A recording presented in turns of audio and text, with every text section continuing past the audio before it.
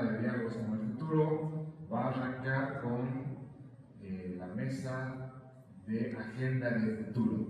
El desafío es que vayamos construyendo una agenda base, inicial, de partida, que nos trace un nuevo horizonte en el país. Y este es un primer paso para poder ir compartiendo luego con otros espacios a nivel nacional, ¿no? Buen día, Gustavo. Vamos a arrancar hoy con la conferencia de Fernando Calderón. Después de Gustavo, la idea es que nuestro querido amigo Santiago pueda hacer la presentación de Fernando. Sí, muy brevemente, por favor. Como saben, hoy nos toca mesa de diálogo, no es exposición, por lo tanto, para que funcione mejor la mesa, necesitamos que todos los que estén, lo hacemos aquí y no al lado, porque va a participar virtualmente Fernando Calderón. Por lo tanto, por favor, les ruego, acérquense más aquí hacia porque esta va a ser una mesa de trabajo. Sí, por favor, les ruego, acérquense más. Bueno, ahora sí, mil gracias. Buenos días a todos. Ahora vamos a tener esta conferencia de Fernando Calderón. Creo que muchos de ustedes ya lo conocen. Él ha estado muy activo en el país con los informes nacionales de desarrollo humano y liderando varios informes nacionales y regionales, ¿no? Entre ellos este informe de desarrollo humano de Tarija en 2013, donde muchos de ustedes también han participado. Fernando es doctor en sociología. Él ha trabajado muchísimo todos los temas de movimientos sociales, actores sociales, toda la teoría de la acción, además de toda la teoría de desarrollo humano, ¿no? Los últimos trabajos tienen que ver por justamente repensar el concepto de desarrollo humano desde la dignidad y desde los actores. En este contexto de policrisis, de lo que nos va a hablar ahora, y de nuevas politicidades. Fernando Calderón está ahora, él ha detentado, digamos, la cátedra Simón Bolívar en Cambridge. Es el primer boliviano que la tuvo, digamos. Por esa cátedra han pasado personajes como García Márquez, Vargas Llosa, Fernando Enrique Cardoso, de ese nivel, ¿no? El hecho de que el primer boliviano en hacer eso es muy significativo, ¿no? Y ahora él está en Cambridge, justamente, de profesor invitado, dando seminarios justamente de lo que nos va a hablar ahora. Entonces, sin más, es un privilegio poder tenerlo. Así que adelante, Fernando. Perdón, querido Fernando, adelante por favor. Después quisiéramos que te puedas quedar para poder tener un intercambio con quienes van a liderizar esta mesa, que son Iván Árbol y Gabriel Baracá. Gracias, adelante por favor. Bueno, yo primero quisiera chequear si me escuchan bien, si se ven bien, si pueden ver. Sí, se ve bien, se te escucha bien. Bueno, muchísimas gracias por la invitación al equipo de Tarija Dialoga, a Gustavo Castellanos, Enrique de la Plaza, el comité institucional, los sectores de las universidades de Tarija, a mi amigo Gabriel Baracá, de la Fundación La Vida, a Mina Reino, de Estructuras Diminutas, a Iván Garón de la PIBA, instituciones que apoyan como la FEX y todas las personalidades, autoridades que están participando en este seminario. Creo que ese es el camino más importante. Felicitar nuevamente esta iniciativa Cartagena, que es uno de los pocos lugares de Bolivia donde se ha practicado siempre el diálogo como una fuerza de cambio histórico. Yo quisiera, antes de empezar a hablar propiamente tanto de los nuevos cambios de América Latina, el papel de los sociales de la democracia, poner un contexto histórico conceptual que creo que es clave para entender lo que pasa en Bolivia y en América Latina. Creo que es un campo de conflicto de poder institucional en todos los niveles, y se reproduce constantemente. Y este poder institucional que es de la democracia tiene tres rasgos fundamentales. En primer lugar, el sistema de participación ciudadana. Ciudadanía, no hay democracia. En segundo lugar, un sistema de representación institucional en los parlamentos. En tercer lugar, el poder judicial y el poder vinculado al poder ejecutivo. Eso estructura el funcionamiento de la democracia. Algunas veces pesa más representativa, otras veces pesa más la participación ciudadana. Pero eso es lo que ha caracterizado la discusión sobre la democracia en la región del mundo. El tema es que ya esa democracia es de crisis en todas partes. No hay que aceptar que esta crisis en Estados Unidos, no hay que aceptar que esta crisis en España, en Europa, en Italia, en Alemania, donde quiera. Y están emergiendo en todas partes del mundo fuerzas históricas, conservadoras, transversales, que tratan de lidiar para conquistar más poder y redefinir geopolíticas, geográficas y geoeconómicas que afectan directamente a América Latina. Lo que en este contexto, donde yo voy a tratar de tocar dos temas muy rápidamente, me han dicho que solo tengo 30 minutos. El primer tema tiene que ver con los cambios de la nueva América Latina y el segundo tema tiene que ver con la emergencia de una nueva politicidad como parte de la acción de nuevos actores sociales y nuevas organizaciones de movimientos sociales, y con ello vamos a terminar. Todo lo que voy a hablar está asociado a investigaciones empíricas e históricas que hicimos redes de investigadores, no solamente de América Latina, sino también de otra parte del mundo. O sea, me interesa junta y hoy el listado bibliográfico de estas investigaciones que hemos tenido los últimos 12 y 14 años.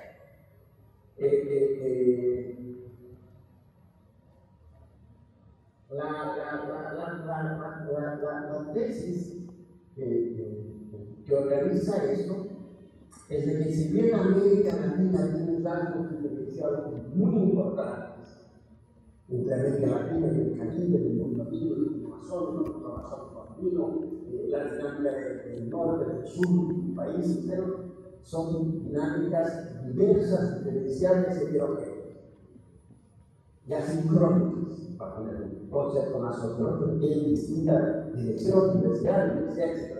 En un mundo heterogéneo. Sin embargo, compartimos rasgos históricos, compartimos problemas y compartimos desafíos. Y eso es lo que hemos sintetizado después de haber hecho investigaciones durante años en más de 11 países de América Latina y de haber trabajado conjuntamente con mi amigo Manuel Castells. Hemos detectado que hay 9 cambios estructurales en América Latina y que estos 9 cambios, 9 cambios estructurales en América Latina están asociadas con 2 factores intrínsecamente vinculados.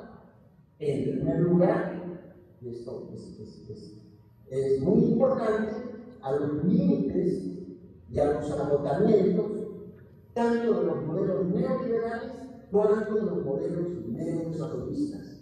Se agotaron, no tienen capacidad ni perspectiva de adecuarse y transformar la nueva realidad y tener un nuevo papel si no tiene una política de innovación y de transformación.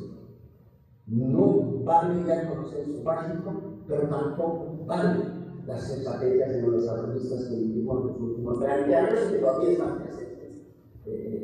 Ambas tendencias en algunos países, pero se pueden sacar. Pero lo más importante no es eso.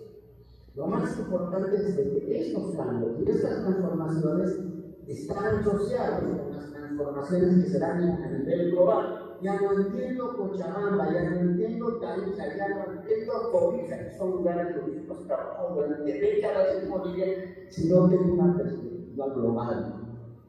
Y esta perspectiva global es central a nivel territorial, a nivel nacional, a nivel regional, a nivel étnico, a nivel político.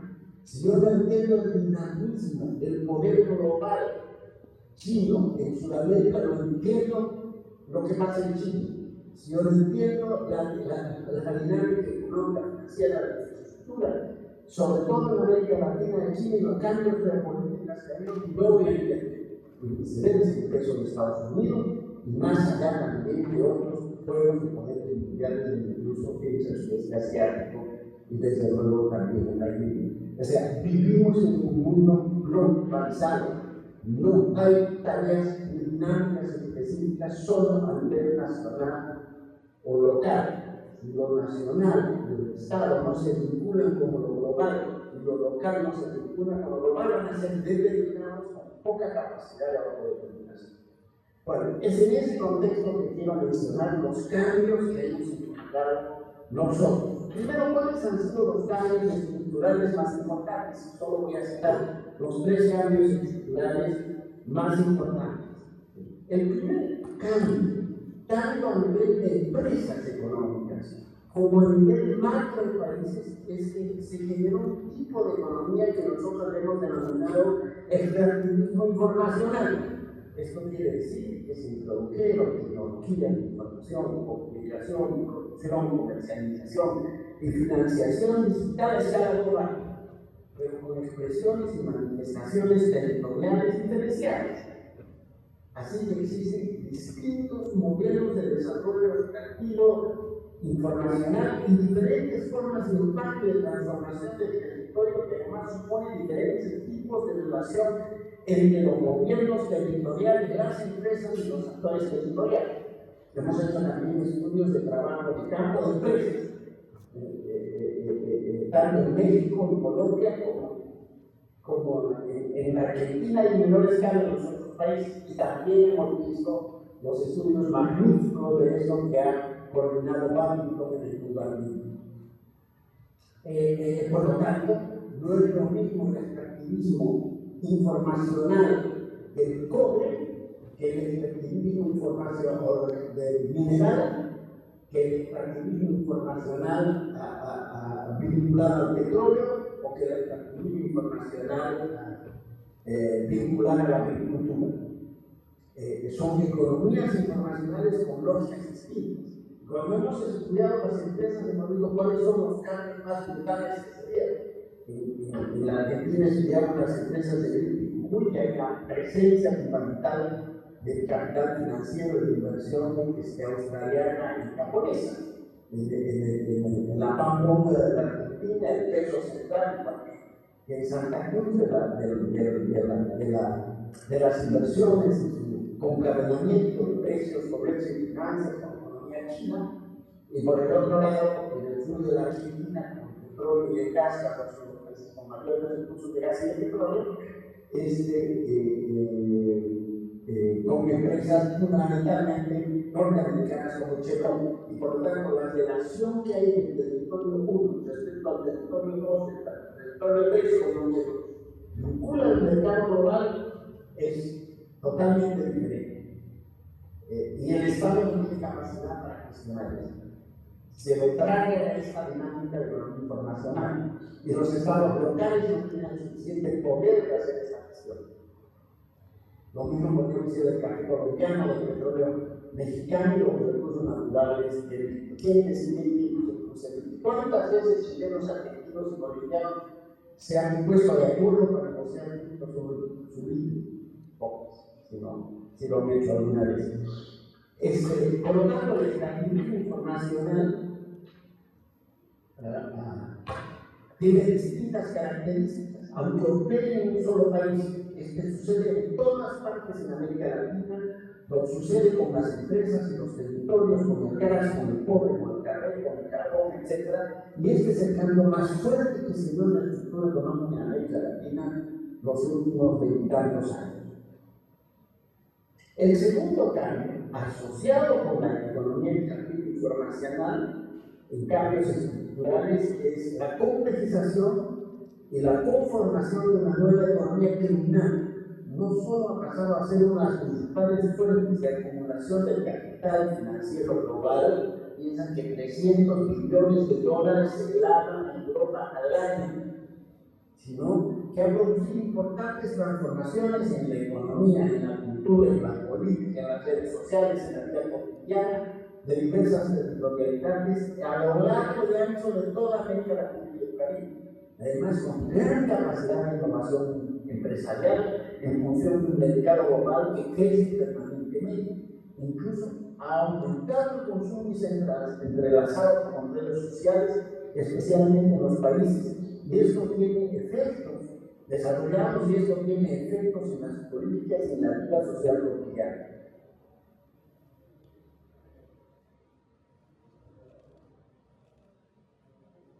Esta economía extractiva internacional ha penetrado de diferente manera, ha penetrado de diferente manera en distintas esferas institucionales claves en los países. Asimismo, está asociado con la crisis cultural de forma de vida del consumidor que se complejiza y además se complementa con nuevos tipos de drogas químicas.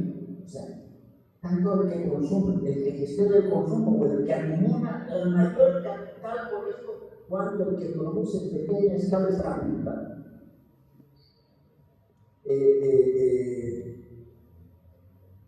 A nivel de la economía global, los niveles de flujos ilícitos por lavado de dinero se estiman, según la CEPAL, en un 2.7% del PIB mundial.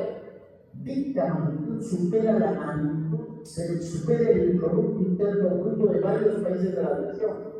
Constituye un obstáculo difícil de enfrentar de manera aislada por los países, considerando además que produce sus propias territorialidades vía la combinación de formas de trabajo capitalistas, industriales extractivas, lógicas de transporte comercial y financieras, configurando en lo social y expresando hasta lo esencial una crisis de valores éticos de carácter global, no es solo de América Latina, de Colombia, de Bolivia, de Perú, de México, es transversal.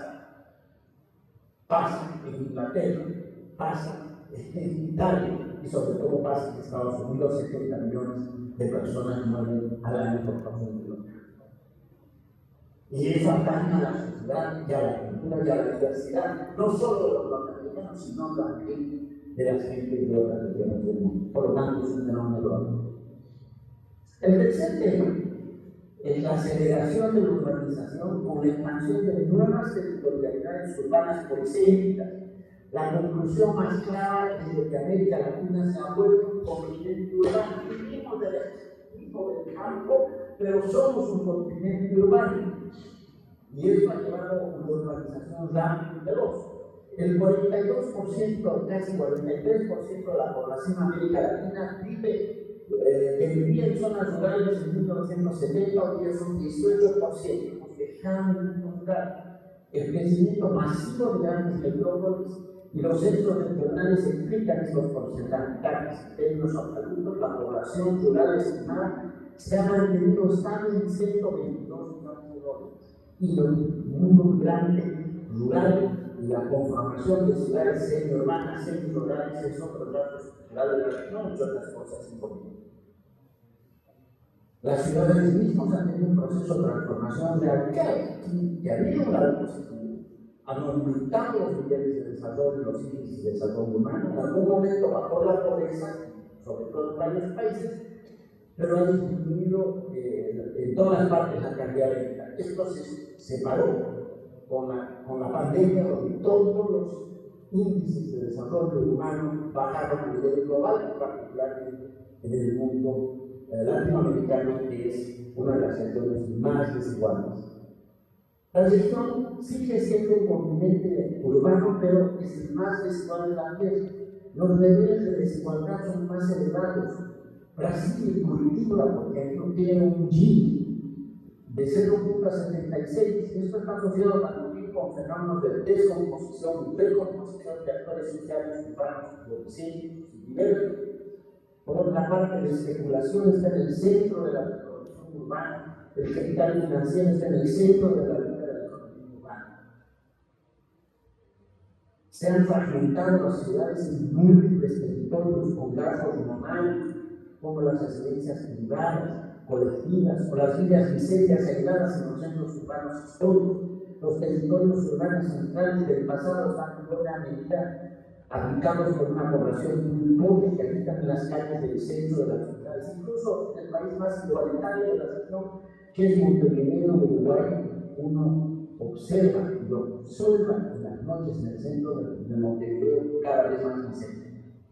El cuarto tema particularmente importante, vinculada a estas transformaciones, está vinculada a las transformaciones del mundo rural agrario. Por un lado, se han extendido enormemente las empresas extractivas de exportación, principalmente asociadas con la China en Sudamérica, y por otra, la dimensión rural ha perdido el peso económico y social de los mercados en el del comercio internacional. La especialización creciente de la economía y los fenómenos de la hiperurbanización y migración son, por cierto, muy importantes y diferentes en cada país.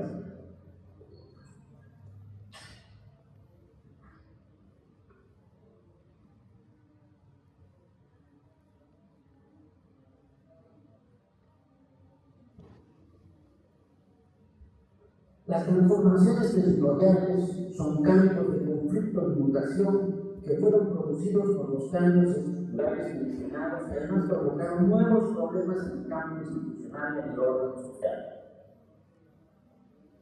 Un fenómeno transversal a todas estas mutaciones, como vamos a ver un poco más adelante, está asociado con los efectos de la crisis multidimensional global, la politización global, con los procesos de desigualdad experimentados en la región, principalmente el crecimiento de las distancias sociales y sus consecuencias subjetivas y políticas, en el área de la gente.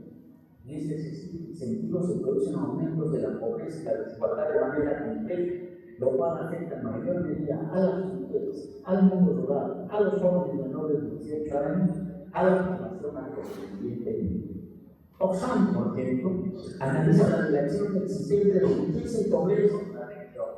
Así, hasta enero del año 24, según un estudio de ellos en el año 24, existían 98.000 millonarios en América Latina, los cuales habían acumulado una riqueza de 481.000 millones de dólares, similar al PIB de Chile y Ecuador. Y los dos más ricos de la región concentran más riqueza que la mitad más pobre de la región, unos 394 millones de personas.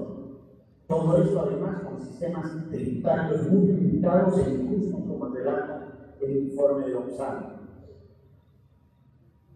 En síntesis, todos estos cambios estructurales han transformado la vida de nuestras sociedades y sus territorios de manera transversal. Y están en gestación permanente. El otro grupo de cambios importantes y fundamentales son los cambios multiculturales. La principal mutación en la región en los últimos 30 años, sobre todo en los últimos 10, es la instalación de la sociedad como principal forma de consumo, comunicación y vida en la región, que además la pandemia la ha multiplicado. Para nosotros, como lo probamos empíricamente, esto está asociado con una tendencia a la individualización, al consumo, a la tecnosociabilidad, y también ha reforzado la cultura de la diáspora de los migrantes que se comunican entre ellos. Este es otro fenómeno central, el incremento de las migraciones al interior de países de la región en los países cada uno y hacia Estados Unidos y Europa, pero también hacia Australia y Canadá.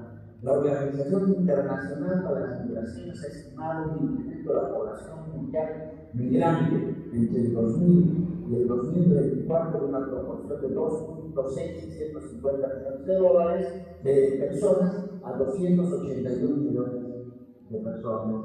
El eje organizativo de la sociedad es una tecnosociabilidad medida por el acceso a las redes de información y comunicación, donde la tendencia en América Latina es creciente, estando ya dentro del modelo mundial, pero con rasgos específicos. Un rasgo específico es el uso de los grandes sistemas de comunicación como Google. Y además, América Latina es el lugar que más se consume en el mundo. No se produce ninguna red informacional significativa, pero es el lugar del mundo donde más consumimos de buena calidad. Otra transformación cultural muy importante y que se resalta en la crisis de la pandemia es la crisis del patriarcado, no solamente derivada de los movimientos, luchas o cambios de las mujeres y las relaciones de género, sino también por cambios demográficos, económicos y sociales en la estructura familiar. Se ha debilitado el monopolio central del hombre en el centro de la organización de la reproducción de la familia, ya no monopoliza la vida social de una familia mononuclear. Hoy en día las redes familiares son más horizontales, aunque se hubiese incrementado el papel de la mujer en el trabajo, tanto dentro como fuera del hogar, su rol de organización, la reproducción familiar sigue siendo duda, pero siempre con mujeres de ingreso en promedio un 25% más bajo de los hombres, sea el puesto que sea. Asociado a esto, como dije, están los movimientos feministas. Esto es muy importante porque la familia es la que vincula el individuo con la estructura social. Las hipótesis que se exploraron con relación a los impactos de la pandemia plantean que con esta el peso de la familia y de las redes sociales han multiplicado la importancia e integrado el trabajo y la calle. Otro tema cultural fundamental que analizamos y trabajamos se refiere a los cambios de la religiosidad, contrastados también a nivel global. Un hecho interesante en medio de la crisis global, como vamos a ver, es que ha aumentado la religiosidad. La gente cree más en Dios. Hasta en Uruguay bajó el número de atletas. En América Latina, sin embargo, cayó la religión católica y aumentó la religión protestante. Ese es un dato fundamental para entender los cambios en la multiculturales en torno a la religiosidad.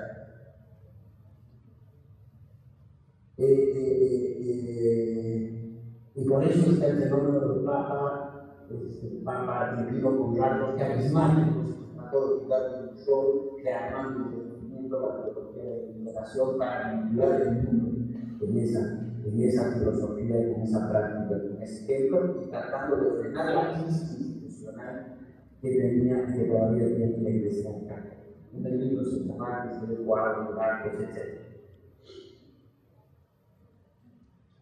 La convivencia multicultural y el multiculturalismo en América Latina también es por rasgos claves, que se ha acelerado en su reconocimiento gracias al proceso democrático de los últimos 30-40 años. Es un cambio fundamental. Una conclusión de los estudios es que cuando los estímulos democráticos se han transformado y revalorizado las identidades originarias y los pueblos con identidades afrodescendientes, aun cuando estos años recientes puede observarse algunos cambios reversibles. Ha cambiado también el multiculturalismo junto a la demanda de la convivencia multicultural instalada en América Latina, como lo muestran los movimientos indígenas en México, Chile, Colombia, Ecuador, y también y sobre todo los afrodescendientes en Brasil, en donde se valoran y se asumen las identidades vinculadas a los derechos humanos, y es un hecho fundamental. Asociado a este cambio, hay la emergencia de nuevos movimientos socioculturales con dos características grandes, fuertes, que han explotado en toda la región y en todo el mundo. De un lado, los movimientos sociales de jóvenes que demandan valores serios, reclaman que en la política, gestionan los conflictos políticos y sociales. También sobresalen los movimientos de género, de mujeres, movimientos ecológicos vinculados especialmente a los pueblos originarios, etc. Y gracias a esta condición de los movimientos que pelean contra la contaminación, por ejemplo, en Vaca Muerta, por el mundo de extraer petróleo y gas, se comunican los mapuches del sur de la Argentina con los chips de Estados Unidos para cuestionar el método educativo informacional de estas empresas. Hoy día podríamos decir, para concluir esta parte, que la misma lógica del conflicto social ha sido integrada a una lógica multicultural. Hoy se asiste a un contexto de conflicto y pobreza y de protesta social tanto de los movimientos sociales progresistas que afectan a la transformación y colocan en el centro de la demanda la dignidad de las personas y la valorización de los derechos humanos, que es que se deje en toda esta presentación, ¿cierto? Y por otro lado también movimientos asociados con sectores medios y populares, comunidades religiosas conservadoras que defienden sus derechos culturales, religiosos, políticos, económicos, más conservadores. Es un hecho relativamente nuevo en la historia de América Latina, pero que está presente en todas partes del mundo. Una transformación central que es transversal a todos los cambios mencionados, que tiene un efecto especial en la política, es el espacio digital, es la política digital.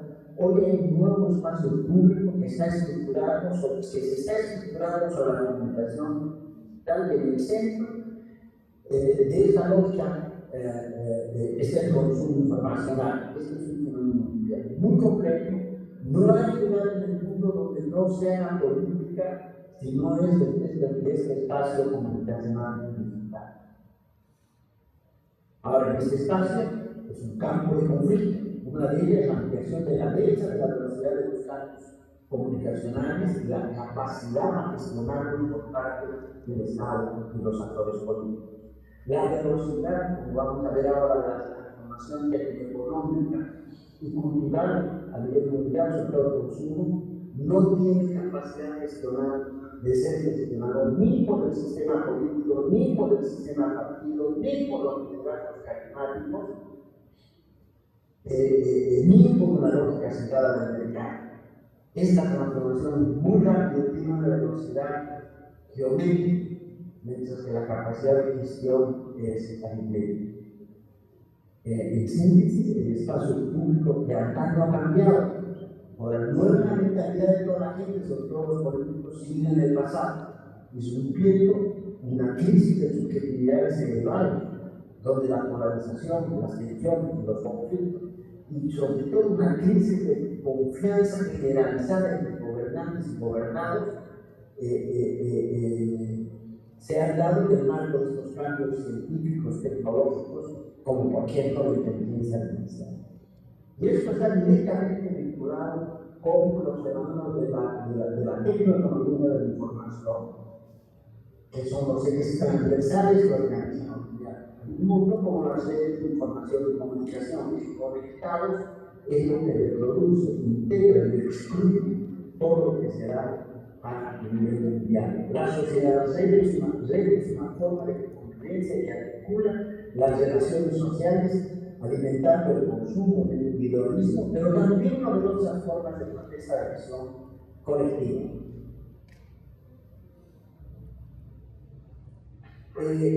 La nueva tecnología comunicacional afecta a todos los niveles de la sociedad. La desigualdad y la pobreza han sido las consecuencias más generalizadas en todo el mundo, con consecuencias además de diferenciación territorial y en los sistemas políticos y medioambientales. Todo esto ha afectado la seguridad humana.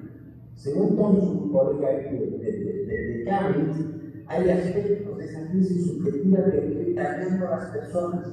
Han aumentado el sufrimiento de las personas en su vida cotidiana, el aislamiento personal y otros factores acabando los deseos de vivir y de convivir. Y el de la gente está pensando y hablando en el estudio fantástico que hicieron el equipo de ellos en Europa. Y esto es un fenómeno muy interesante. Nosotros trabajamos con Manuel. Es que se multiplicaron las protestas sociales contra los problemas incrementados producidos, además por una crisis financiera que se inicia en 2007. Las protestas se dirigen contra la desigualdad, el consumo de justicia, la falta de solidaridad, la impunidad, los poderes económicos, la discriminación de los migrantes, las mujeres, el medio ambiente contaminado, y a favor de una mejor calidad de vida, una mayor equidad, una mejor educación, un mayor respeto individual y colectivo y sobre todo por la dignidad y los derechos humanos. Es decir, los derechos humanos y la dignidad de las personas, todos son en medio de estos conflictos y de estos cambios en la subjetividad, pelean por tener un espacio público en medio de esto que hemos denominado el concepto andino, la camanchaca global. Todos los bolivianos saben bien, y en buena parte de todos los andinos sabemos muy bien que la camanchaca es esa nube que se mete en los campamentos mineros, en los pueblos, en las sociedades, y produce depresión. Entonces se llama camanchaca global que afecta el alma de todos los seres humanos, sin excepción. Y esta comarca global asociada con el consumismo, o sea, caminar por una avenida de Pekín para darles importancia, darse cuenta cómo es el consumismo a escala global en el país que más cambia y más dinámica tiene en el mundo, para entender de que la confusión en el plano de los valores ha sido la confusión y la desconfianza han sustituido el peso de la confianza en las instituciones y en los poderes políticos. La crisis global, como decía yo, esta crisis global que se inició en el año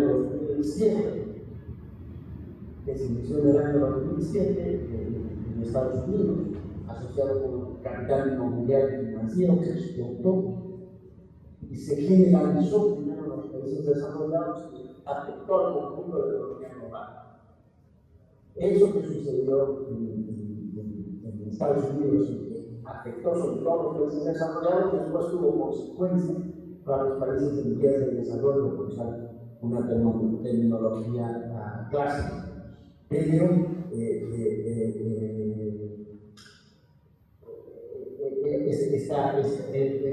esta crisis fundamentalmente financiera y económica afectó la producción, el desempleo, lo social, la desigualdad, afectó el mundo social, pero también afectó los otros aspectos de la vida cotidiana, la multiculturalidad, se hizo más difícil la convivencia entre las culturas y creció brutalmente la industria cultural. Por lo tanto, la policrisis es una policrisis que se origina en el capital financiero, que baja a la economía, que baja al sector social, que baja al sector económico y que después se repercute en el sistema político y baja en todo el mundo, salvo la credibilidad de los sistemas políticos. Y la desconfianza, la calanchaca se instala en medio de la sociedad moderna, ultra globalizada. Ese es el tema. Bueno, perdón, Fernando, estamos en tiempo, podemos ir cerrando en 2 o 3 minutitos. Gracias. Sí, claro.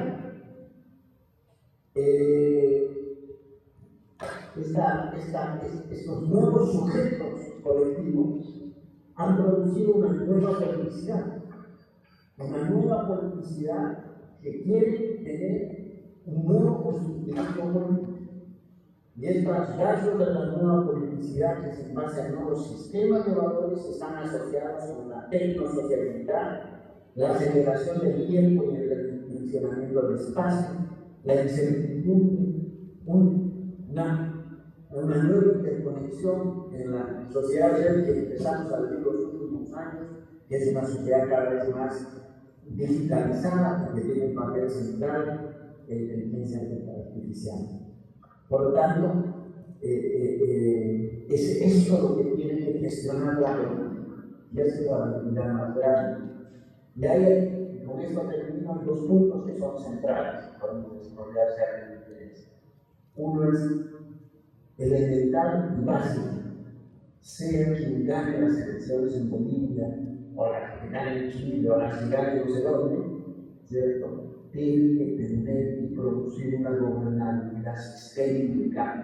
Esto quiere decir mantener umbrales mínimos de funcionamiento de la economía, umbrales mínimos de la justicia social y umbrales mínimos de las instituciones. Tiene que haber una confianza, una solidaridad de los ambientes. Y la segunda, se necesita una estrategia de largo plazo para pensar en un nuevo tipo de desarrollo que tenga la actividad humana y los derechos humanos, y que eso sea lo que organice la competitividad, la equidad, la ecología y desde luego la institucionalidad. Con eso yo creo que ya sé. Muchísimas gracias, un aplauso por favor. Muchas gracias, Fernando. Las claves de una agenda de futuro para el país. Buen día a todos. Querido Fernando, Qué gusto escucharte, impecable la presentación. Aquí vamos a compartir con los colegas y sobre todo con Iván la moderación de esta mesa. No sé si podemos tenerlo a Fernando en la pantalla. Ahí está. Fernando, ¿nos escuchas? Sí, los escucho. Qué gusto escucharte a ti también. Buenísimo. Bueno, buenísimo, muy buen día a todos que están participando en esta mesa. Querido Fernando, magnífica tu exposición como siempre. Muchísimas gracias por tu tiempo para compartir con todos los que estamos acá interesados con esta temática. Como bien decía Gabriel, tenemos dos preguntas movilizadoras para esta mesa, para esta mañana, y lo que vamos a hacer es dar un espacio para que empecemos a trabajar igual que ayer. Bueno, lamentablemente por la disposición del auditorio no podemos mover ni sillas, nada, pero vamos a pedir que de 2 o de 3 se vayan juntando para que podamos compartir algunos criterios, algunos conceptos en torno a la primera pregunta. ¿Y así, no? Sí, pero yo ya no sé si para romper el hielo, provocarte, Fernando, con algunas preguntas. La primera es, si bien es cierto, América Latina, desde la colonia a la fecha, han sido condenados a ser proveedores de materia prima en la lógica extractivista. Y ahora tú nos mencionas que una de las tendencias es el extractivismo informacional. O sea, ¿eso quiere decir que vamos a seguir condenados a ser proveedores de materias primas o tenemos alguna posibilidad de avanzar hacia la transición? Una segunda pregunta sería, después creo que le pasamos a los colegas, es si el signo de estos tiempos es un claro avance hacia el proteccionismo, una suerte de debilitamiento del multilateralismo y de las instituciones internacionales, o sientes que con la irrupción de Trump, de China, Rusia, se está configurando un nuevo orden mundial? Y una tercera pregunta es, ¿vos sientes de que, nos decías, lo global tracciona lo local? Bolivia no es una isla y va a estar impactada directamente por lo que pasa en lo global. ¿Tú sientes de que nos puede pasar lo mismo que estaba pasando en el mundo, en la que hoy empieza a aparecer una ultraderecha libertaria y una izquierda moralista? ¿Tú sientes que eso puede repercutir y tener impacto en las elecciones en Bolivia en agosto? Vamos a avanzar con estas 3 preguntas y después compartimos con el público el micrófono. Adelante, querido Fernando. Bueno, muchas gracias por las preguntas, ¿no? Hemos estado trabajando sobre todo la primera y ahora estamos haciendo una nueva investigación. Hay ya 2 años de haber podido responder con precisión tu pregunta, desgraciadamente. También la velocidad académica es mucho más lenta y hoy día el mundo académico está en crisis también en todas partes, desgraciadamente. En Europa también y en Estados Unidos, quiere decir lo que pasa con las universidades. Es verdad, nosotros hemos vivido en una cárcel de larga duración que han sido economías extractivas de diverso tipo y hemos tenido un lugar en el mundo. La plata ha sido reemplazada por el pound, por la libra inglesa, y después por el dólar. Hemos jugado un papel en la historia de la humanidad. Me acuerdo de Borges, para darte una cosa de cultura más literaria, decían si Potosí no hubiese existido, el mundo sería distinto.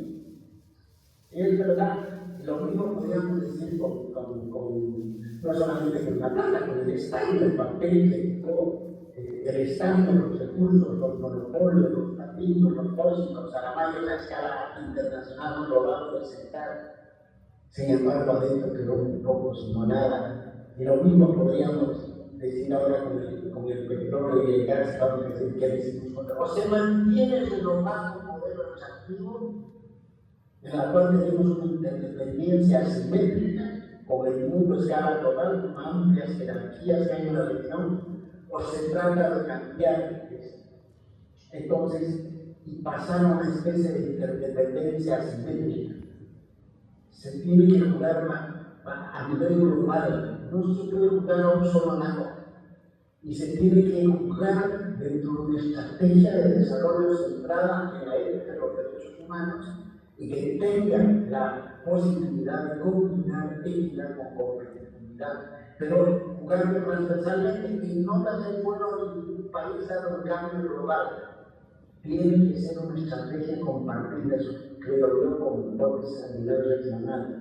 Si América Latina podría tener algunos puntos, no todos, algunos puntos estratégicos comunes para tener lugar en el mundo con voz propia, con 600 millones de consumidores y con un territorio tan extraordinario, con tanta riqueza, y que eso lleve a pensar modelos de desarrollo informacional ecológicos y de transformación productiva con equidad. Ese es nuestro desafío de construir. Y desgraciadamente la velocidad de transformación y de trabajo en esos planes es muy difícil. ¿Cuánto ha invertido China en ciencia y tecnología para producir recursos naturales en América Latina, en América del Sur, que es el principal inversor de los últimos 20 años? Nada. ¿Cuánto ha invertido para extraer recursos y extractivos? Todo. ¿Qué hizo Estados Unidos durante un siglo? Lo mismo. Entonces, uno tiene que jugar un rol articulador, no se trata de ser alguien, sino hay que jugar en una lógica de cooperación, de diálogo, de acuerdo, pero siempre en una estructura de valores y siempre respetando nuestra memoria y nuestra historia. Y con eso quiero decir que uno tiene que valorizar las cosas importantes que hemos tenido en estos últimos 30 años, los que hemos tenido a lo largo de nuestra vida histórica. ¿Cómo me voy a olvidar del movimiento obrero minero boliviano que le marcó la historia y la ética del país durante 100 años? Y la guerra del Chaco. ¿Cómo me voy a olvidar del mundo chileno cruceño? Que parte de mis ancestros. ¿Cómo voy a olvidar de Anáhuac? Es parte de nuestra historia y nuestra memoria, y parte de la historia y la memoria de América Latina. Si no es un sistema de valores con peso de una cultura histórica, tampoco vamos a hacer nada. Pero lo local tiene que fortalecerse. Esa es una de mis hipótesis. Si Tarija no muere si Tarija se autodestruye por pelearse por el gas, si no se deterioró como veíamos y discutíamos con ustedes, conmigo, para acá, hace no sé cuántas décadas atrás, ¿qué iba a pasar con los recursos naturales del gas en Tarija? ¿Qué integración social generó? ¿Qué comunicación generó? ¿Qué sistema educativo estratégico y profundo que vincule una educación de calidad centrada en los códigos de modernidad, de reflexión, pensamiento, manejo matemático básico, con los códigos del informacionalismo? Si no tenemos un plan estratégico de educación que junte el sistema de valores con la transformación tecnológica brutal, no vamos a hacer nada. Por ello, el futuro está en los jóvenes, que además son los que tienen más capacidades de producción y social institucional. Esa es la primera pregunta. Y la otra pregunta es la que ya dije: a nivel global, el mundo se está polarizando políticamente. Y eso es un daño destructivo para el propio mundo. Ya hemos visto la cadena de guerras que se van dando en Europa, que por cierto es parte de la historia cultural. Les recomiendo un solo dato, les recuerdo un solo dato: en los últimos 2000 años de historia de Europa, las 10 economías más importantes, y eso es un estudio del principio del siglo pasado, las 10 economías más importantes que las 3 años de paz de la tierra habían tenido un año de guerra absoluta. No da. Y eso que Europa ha hecho cosas maravillosas en la humanidad también, como aportar a la democracia, no intentarse, pero aportarse. Si uno sigue el pensamiento de Amartya Sen sobre la libertad y el desarrollo. Por lo tanto, el nuevo orden mundial tiene que ser multilateral. se olvidan las tendencias que predominan, que son confrontativas y que están instalando en toda la política de la humanidad, ¿cierto? Esto va a terminar con el multiculturalismo, que ya era bastante débil y va a profundizar las asimetrías en el desarrollo, en la desigualdad y en la pobreza, ¿no? Esa me parece que es interesante. Ahora, yo quiero saber lo que ahora estamos estudiando, yo quiero estudiar acá, estoy leyendo en bibliotecas. ¿Qué estrategia tienen las empresas transnacionales más importantes, los estados de China y de Estados Unidos respecto a cada economía en cada país de América Latina? ¿Qué dicen ellos? No qué decimos nosotros. ¿Quién sabe qué va a pasar por China? Explícame primero qué pasa en China, qué política tiene China.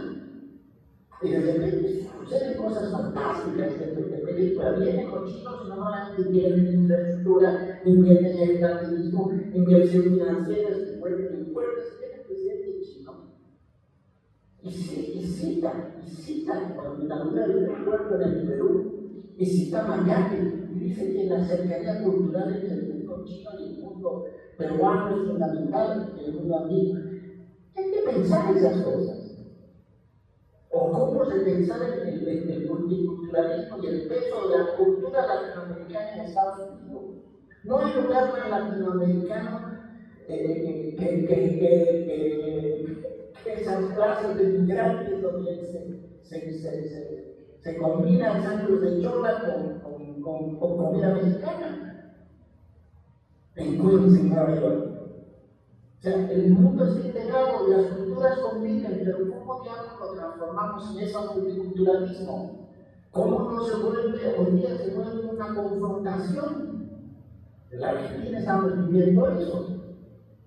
Una confrontación, una discriminación, el principal enemigo es el migrante. Cuando los europeos se mataban a sí mismos en Nueva York, cuando llegaban.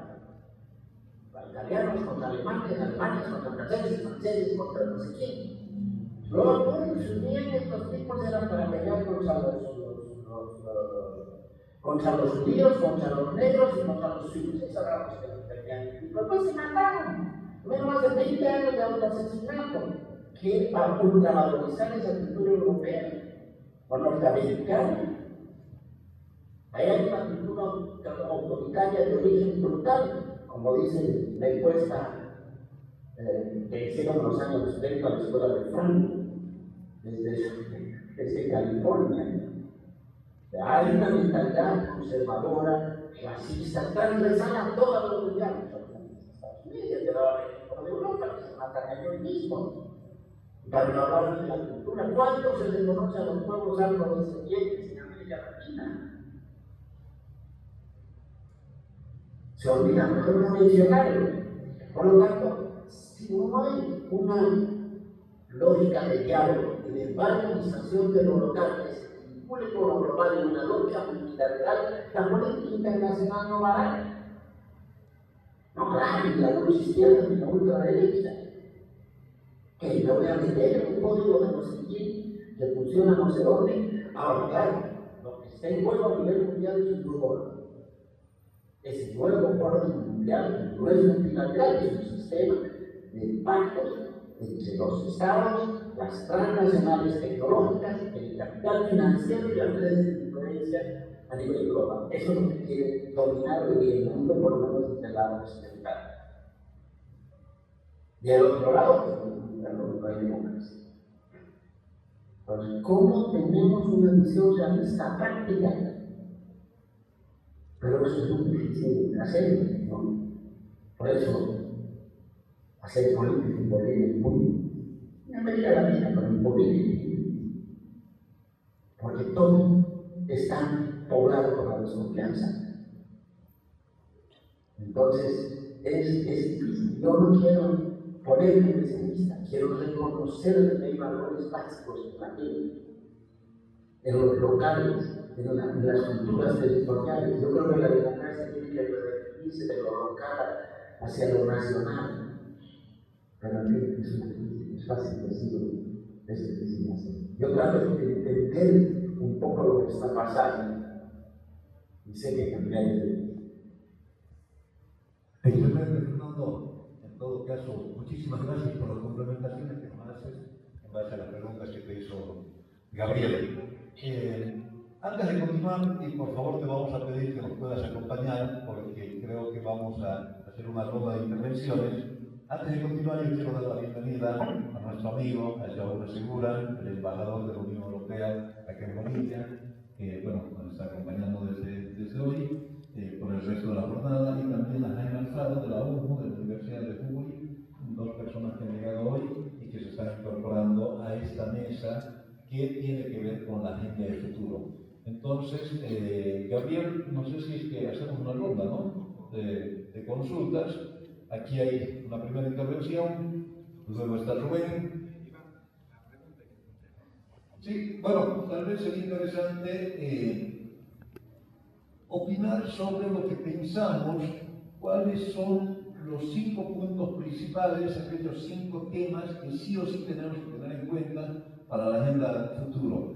Fernando nos ha dado varias pistas allí con los temas sociales, ambientales, la transición ecológica, temas de gobernanza. Creo que hay muchísimos temas y creo que deberíamos tratar de hacer un resumen de 5 puntos, 5 como un número referencial, 4 o 6, de cuáles son aquellos principales puntos que de esta mesa deberían salir como un pedido para la clase política que se tenga, que se pueda considerar, ¿no?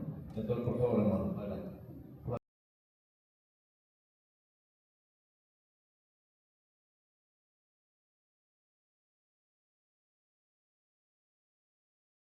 De su charla saco lo siguiente. Usted dice que el neoliberalismo y el neodesarrollismo han agotado, ya no va más, no tienen nada que ofrecer. Entonces, en lo que viene en Bolivia es necesaria la presencia del Estado junto al mercado. Ya no puede ir uno solito, el neoliberalismo solo mercado o el neodesarrollismo solo Estado. Entonces necesitamos la presencia de Estado y mercado en un horizonte de trabajo de largo plazo. Sin embargo, la política boliviana está centrada en los ciclos cortos, en la elección honesta y en un periodo de 5 años. El largo plazo no existe en la mentalidad boliviana. Esa es la primera pregunta. La segunda tiene que ver con lo que usted conoce muy bien, las transformaciones que ha habido en las autonomías regionales, indígenas, el Estado plurinacional, pero todavía Bolivia sigue siendo un país con comportamientos estancos. No hay ese diálogo intercultural del que usted hablaba. Lo que quiero preguntarle es que si hemos construido una identidad indígena, hemos reconocido mejor una identidad indígena, aymara, quechua, no está pendiente hacia adelante la construcción de una identidad de destino, donde todos necesitamos bolivianos, ¿no? Basada en la igualdad de trato, ¿no? Si hay agenda, si hay posibilidades de avance todavía por ese camino, o las cosas ya están cerradas. ¿Cómo lo ven? Gracias, Mario. Fernando, yo te voy a pedir, por metodología, que luego de Mario le demos la palabra, nos había pedido Rubén García, de Alas Chiquitanas, que está acá también en este evento, y luego Carlos Hugo Molina. Haremos esas 3 intervenciones y luego te cedemos la palabra a ti, Fernando, para que nos des algunas reacciones, y luego hacemos otra ronda de 3 intervenciones más. Entonces, Rubén, por favor, ya que el que está atrás tuyo. Gracias, buen día a todos. Bueno, la mesa es respecto al futuro y considero que no podemos hablar de futuro sin mínimas condiciones de sostenibilidad ambiental. Voy a introducir la cuestión ambiental en la mesa, recordando lo que ha venido ocurriendo en Santa Cruz y en otras partes de Bolivia, pero particularmente en Santa Cruz, especialmente en el bosque seco chiquitano, que son los incendios forestales, entre otras catástrofes ambientales que estamos viviendo a nivel nacional. a causa de lo que yo suelo llamar el pacto agroestatal, ¿no? Es decir, una serie de actores corporativos, entiéndase, colonizadores, creo que les dicen interculturales, los colonizadores ahora, entiéndase menonitas, entiéndase ganaderos, cañeros, olleros, etc. Beneficiados por el paquete de leyes incendiarias que se construyeron entre el 2013 y el 2019. Quiero recordar las palabras del arquitecto Sergio Artel, prominente pensador cruceño, fundador del movimiento Nación Capa, y él escribió el 28 de noviembre de 2004, hace más de 20 años, en El Deber. Solamente de uno de los párrafos del artículo dice: la utilización de tierras no aptas para la agricultura y la consecuente deforestación de las nacientes de cuencas hidrográficas acabará convirtiendo nuestro clima en un infierno, nuestras tierras en un desierto y nuestro pueblo en una sociedad condenada al exilio por falta de condiciones materiales para su sustento. Si el Estado cómplice no asume su defensa, lo haremos nosotros. Y quiero ligar esto a lo que hablábamos, los datos del día de ayer que ofrecía el doctor Molina. Si Santa Cruz es el polo de atracción de migración de los últimos años y décadas, podríamos decir, pero al mismo tiempo no existen las condiciones de vida y se ven negros los próximos años. Por ejemplo, podemos tomar el dato de la Fundación Tierra de que respecto al clima en Santa Cruz tenemos más de 30 días, es decir, más de un mes al año con temperaturas superiores a los 40 años, a los 40 grados, perdón. Los niveles de precipitación de las lluvias se han reducido un montón, es decir, no existen condiciones. ¿Cómo conjugamos ambas cosas, no? Un montón de gente está migrando a Santa Cruz, pero dentro de unos años no existirán condiciones para el sustento y la reproducción de la vida humana. Esa es la realidad material, conjugada a, yo coincido con el profesor Calderón, en el sentido de que es imposible entender lo local sin entender lo global. Y lo cierto es que el mundo está en lo que yo ya llamo una guerra híbrida, ¿no? Una tercera guerra mundial híbrida, en disputa por recursos estratégicos, que implicará una profundización de los modelos extractivistas, ¿no? Sobre todo a la cabeza de lo que ya a día de hoy existe, que es un orden tripolar, ¿no? Con China, Rusia y Estados Unidos en la cabeza. Entonces, ¿de qué futuro podemos hablar si no existe ese mínimo de sostenibilidad ambiental? Y eso es lo que pido a la clase política, respondiendo a la pregunta, de que existan espacios de debate, de pensamiento, donde podamos plantearnos qué Santa Cruz y qué Bolivia tendremos a 2050, a 2100, a 2200, como hacen los chinos, ¿no? Los chinos no piensan, en su corto plazo son 25, 50 años, no piensan a largo plazo. Eso creo que es lo que falla en Latinoamérica en términos de temporalidad y de filosofía. Gracias. Muchas gracias, Rubén. Vamos a dar la palabra a Rubén Molina, que vamos a pedir que vamos refiriendo también al tema de la consigna de esta tarde. Por favor, Carlos. Gracias. Saludos, maestro Calderón. Todos conocemos la fábula de quién le pone el cascabel al gato para que no se coman los ratones. Y parece una pregunta muy simple, pero sé el volumen que tiene para preguntarlo.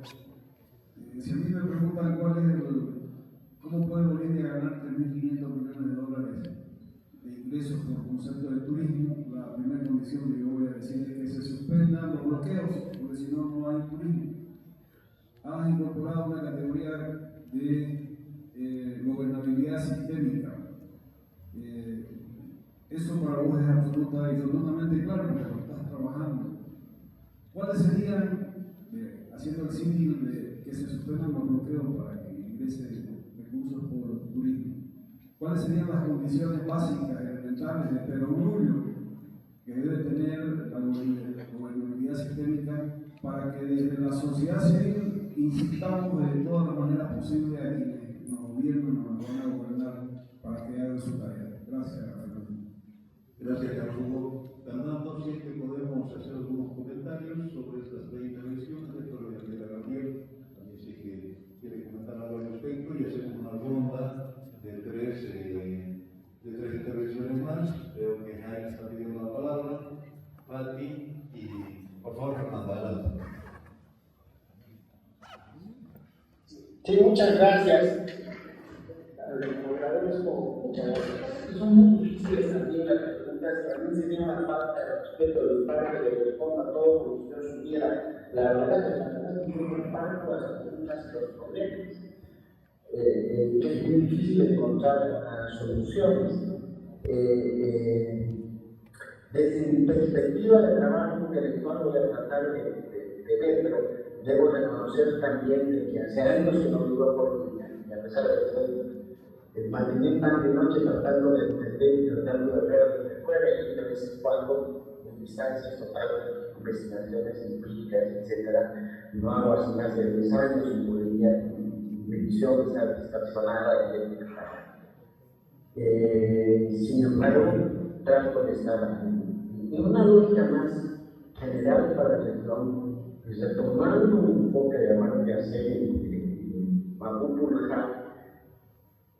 Nosotros hemos trabajado el concepto del estado de lo público, donde el eje del desarrollo de las personas y las comunidades está centrado en lo público. El Estado intentado tiene que estar en función de lo público, del bienestar del público.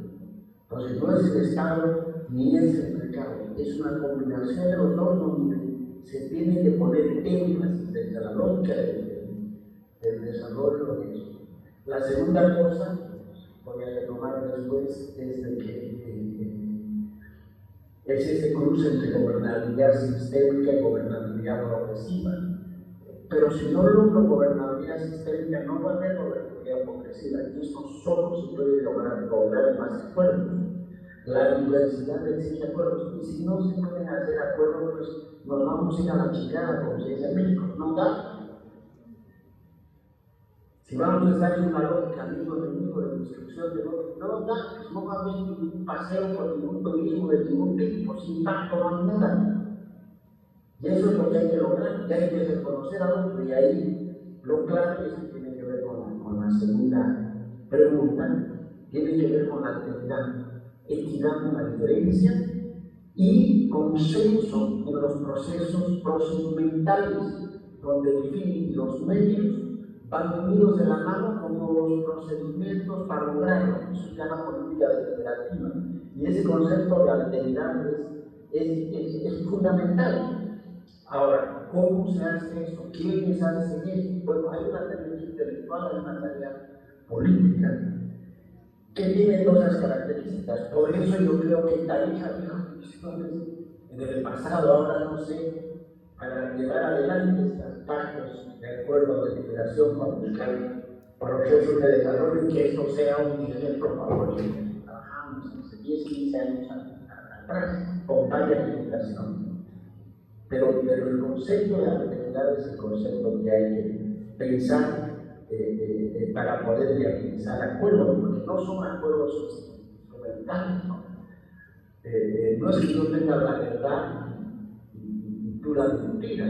La verdad la vamos a encontrar si nos ponemos de acuerdo. Respecto a lo que decía García, estoy totalmente de acuerdo. Entonces, hay una lógica instrumental destructiva del medio ambiente. Son 10 millones de hectáreas, hoy con todo el material que he podido ver y todos los otros estudios que se han hecho. Se ha quemado un Uruguay o más. O sea, no hay futuro. Con eso no hay, pues no habrá futuro, estamos quitando punto. Y no es solamente Santa Cruz, en la tierra.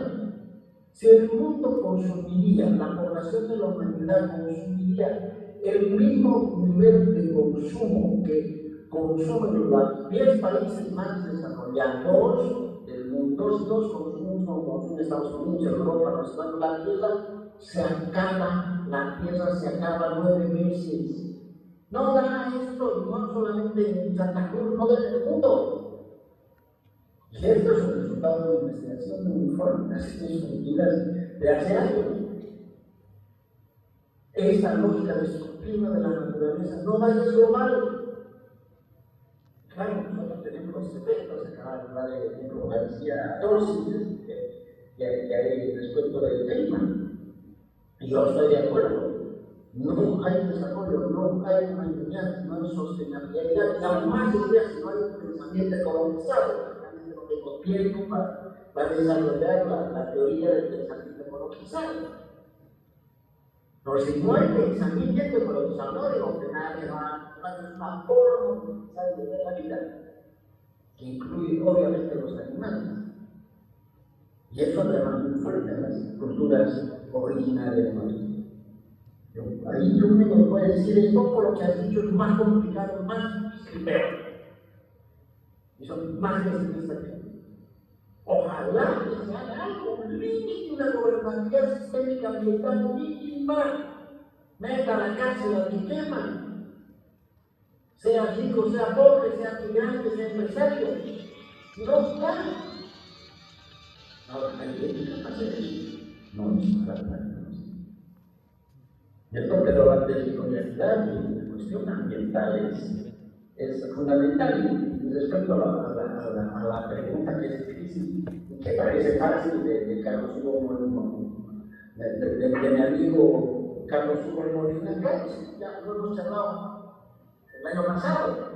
Si no hay puentes, no hay política. Tienen que hacer puentes. Y si no se llegan a los acuerdos, no vamos a lograr nada. De un lado o del otro lado. Yo insisto en Carlos Hugo hemos charlado ya más en la teoría de los puentes, en los acuerdos. Si no hay eso, no hay nada, no vamos a poder imponer nada por nada. Y ahora eso es muy difícil. Ahora eso es muy difícil. No es que se pueda hacer, sino hay que tratar de buscar un mínimo de gobernabilidad sistémica que se cumpla. Que se cumpla la ley es más difícil que cualquier otra cosa. Es que el más rico ejemplo que se cumpla la ley. Y el más poderoso político que cumpla la ley. Es más difícil que se cumpla la ley. Entonces, ese comportamiento, eso es fundamental. Y eso descansa en mi juicio.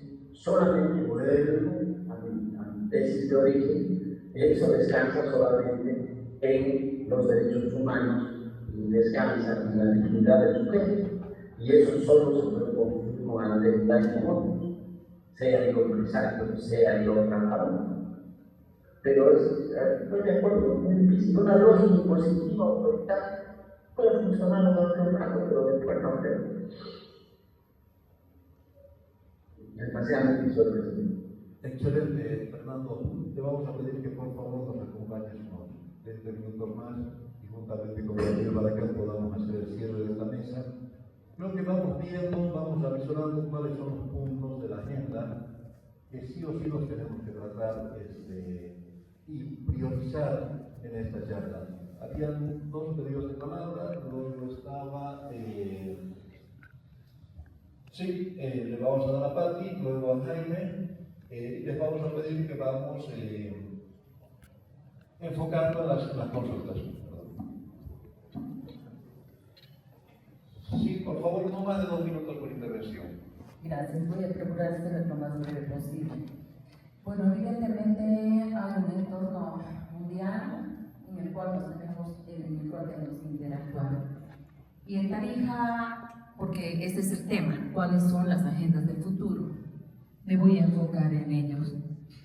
Evidentemente tenemos que mirar como el turismo una de las estrategias de desarrollo, no como la visión de desarrollo ni el eje temático principal, sino como una estrategia de desarrollo del turismo. Y pensar sobre eso en algunos ejes estratégicos estratégicos o ejes temáticos que sean la agenda del futuro. Por ejemplo, el tema del territorio y darle valor no solo a la identidad, sino viendo los ecosistemas, viendo lo que soy, viendo lo que tengo como territorio tarijeño, lo potencio y le doy valor agregado. Esto nos va a permitir, obviamente, tener un enfoque de mercado totalmente necesario. No para competir en las grandes ligas ni en las grandes esferas, pero en los mercados locales, respetando valores ambientales del territorio, por supuesto. Otro tema que me parece súper importante es el tema de desarrollo humano. El desarrollo humano es altamente necesario para enriquecer los valores, la cultura y fortalecer los lazos del tejido social, que nos permitan construir los puentes del tejido social en una armonía, entre comillas, en base al respeto, sabiendo que no somos iguales y que no pensamos iguales, pero que la diferencia nos enriquece y nos complementa y no nos separa. Y hay otro tema más que me gustaría insertar, lo que es, yo lo llamaba años atrás, el tema de la conectividad, que está vinculado no solo a la conectividad tecnológica y al consumo y a la venta tecnológica, que también tiene que ser contemplado en los mercados. La conectividad también tiene que ver con el conocimiento. Entonces es otra variable a tomar en cuenta y creo que he mencionado 4 elementos dentro de la agenda para discutir en el diálogo del futuro, pensando en el turismo como una estrategia complementaria y que también se suma la parte gastronómica. Hoy Tarija exporta comida, digo exporta, a otros departamentos, ¿no? O sea, nuestra gastronomía tiene ya un valor y reconocimiento y está ya en los mercados de La Paz, de Santa Cruz, y yo creo que hay que poner en valor los complementos de las cadenas alimentarias, las cadenas productivas y vinculadas. Gracias. Muchas gracias. Le pasamos a Jaime Alfaro, de la Universidad. Muy buenos días para todos. Fernando, profesor, muchas gracias por tan interesante exposición sobre tantos temas que nos interpelan, ¿no? Me permito hacer una pequeña referencia, autorreferencia, para que entiendan por qué me aporte. Soy paseño, nací y viví en La Paz hasta los 16 años, y los últimos 30 años, 32 años viviendo en Argentina me tocó crecer en un modelo unitario, viendo elecciones con representantes, pasar a un modelo federal del país y ver a la distancia, como el profesor contaba, un poco la distancia, menos distancia, pero distancia al fin, porque hay que estar en la piel de las sensaciones de lo que ha sido la modificación tan profunda de la política en el sentido del ciudadano boliviano, que a veces uno piensa que está lejos y como plantea el profesor, finalmente hay tantas convergencias en las problemáticas, sobre todo de la línea de Ecuador para abajo, profesor, cuando usted ha ejemplificado esto, que necesitamos nosotros como universidad mirar siempre más allá de lo inmediato. Porque si fui secretario académico hasta hace unos años, cuando hacemos un plan de estudios sabemos que el primer alumno egresado va a estar dentro de 5 o 6 años, el primero que egrese. Entonces nos debatimos temas que necesariamente tienen que trascender lo que hoy vemos y está ebulliendo en ese momento en las noticias, ¿no? Y saltan los problemas y los temas como el que planteó Rubén, que ya no lo veo por acá, la necesaria, y es un tema inevitable, la necesaria convicción de la sostenibilidad ambiental, de los límites planetarios. Lo que planteaba el profesor es absolutamente cierto, está absolutamente reconocido científicamente, sin embargo por ahí no lo miramos como si fuera algo, salvo por una emergencia que nos afecta el día a día, ¿no? Como un incendio, una tragedia, una inundación. Nos pasa lo mismo con las grandes olas, como las olas demográficas. Nosotros en un montón de países estamos viendo el envejecimiento, Europa completa está viendo el envejecimiento de muchos de sus países, y la necesidad de reponer la fuerza laboral, y al mismo tiempo tenemos políticas contra la migración. Lo acabamos de vivir con el anuncio de ayer en Argentina, fuertes contra la inmigración y además tendencias políticas más allá de los matices puntuales. Y la noticia fue en 2015, y recién verifiqué, fue en 2015 cuando vimos la noticia de Alan que cruzaba y quedó ahogado en el puerto de Turquía, hace 10 años. Y fue esa noticia la que nos viene a la mente, y de pronto las crisis migratorias son como una noticia lejana hasta que hay un icono que nos hace preocuparnos y protestar y publicar y hacer un reel y poner una bandera o poner un algo en nuestras redes sociales. Y hay temas trascendentales que tenemos que trabajar, y creo que el entender las fuertes tendencias demográficas es algo que trasciende claramente lo que estamos viendo. Nosotros hemos tenido años de políticas que se acusaban en la Argentina de favorecer el tener muchos hijos. Cuando uno miraba los números y los informes, decía, oye, la verdad, deberíamos hacer algo para que la gente tenga más hijos. Y por el contrario, lo que más se castigaba, Gabriel, Iván, era decir, no, tienen esto para tener más hijos, como una tremenda mala idea. Las estadísticas decían que esos planes, los planes sociales que había, claramente no habían movido la aguja, porque no era una política activa que trataba de lograr eso. Y la pregunta es, oye, ¿y por qué no estamos teniendo una política activa para tener más hijos si dentro de 25 años todos nosotros no vamos a poder jubilarnos? Bueno, entonces recortemos por acá y cortemos acá. Esto espasmódico es algo que tenemos que dejar de mirar. Entonces entiendo que la sostenibilidad ambiental que había planteado Rubén, el entender las grandes tendencias demográficas también, el entender esto de la hiperconcentración. Cuando planteamos hoy un alumno que va a egresar de cualquiera de nuestras carreras, más allá de lo técnico que tiene que estar orientado al mercado, como planteaba muy acertadamente, para que pueda trabajar y pueda sentirse útil rápidamente. Les cuento, yo hice una licenciatura en Administración, la maestría en Administración durante todos los años de mi vida, y ahora estoy terminando el doctorado en Políticas Públicas, la maestría en Ciencias Sociales, porque entiendo que si pongo acá toda la comida en esta mesa, para toda la gente del mundo alcanza. Entonces, si soy un ingeniero mucho más eficiente, ahora más comida iba a alcanzar para más gente. Pero sigue habiendo hambrunas. Hay gente que camina por orillas de África subsahariana para morirse en el camino y para ver si puede comer algún día o esperar que su hijo coma. Entonces, al mismo tiempo que le doy herramientas a un alumno, técnicas para que pueda trabajar, tengo que darle y formarle conciencia de que hay un mundo en el que estas crisis son absolutamente latentes, patentes y están vigentes, y necesito que tengan conciencia y sensibilidad. Porque al final ese alumno va a ser gobernador, presidente, gerente. Y yo necesito, y ahora termino para respetar, perdón, me excedí un poquito, necesito que como persona, no somos un pueblo abstracto. Hoy Nicolás va a hablar un poco. Somos personas. Patricia y yo vamos a estar decidiendo. Y hoy yo tengo una elección. Yo tengo dentro de 6 meses, 7 meses una elección en mi universidad. Y tengo que tomar una medida antipopular que me va a quitar votos. Y yo tengo que ver si es una medida que realmente es buena. ¿La voy a tomar o voy a cuidarme porque quiero volver a ser electo? Y pasa en mi oficina, en mi escritorio. Y pasa en la oficina de un gerente comercial, de un gerente general, y pasa en la oficina de un presidente o un senador. Entonces, a nivel individual nos interpela fuertemente el tener fuerza en los valores de formación a las personas. Pongo esos 3 temas y no me extiendo para respetar el tiempo. Y gracias. Agradezco la participación la invitación a la Universidad de Cultura. Gracias. Creo que recientemente nos ha salido que el Club de Roma ya nos hablaba en 1972 de los límites del crecimiento, ¿no? Entonces creo que estaba, sí, además, cuando uso la palabra y luego hacemos una rondita de otras 3.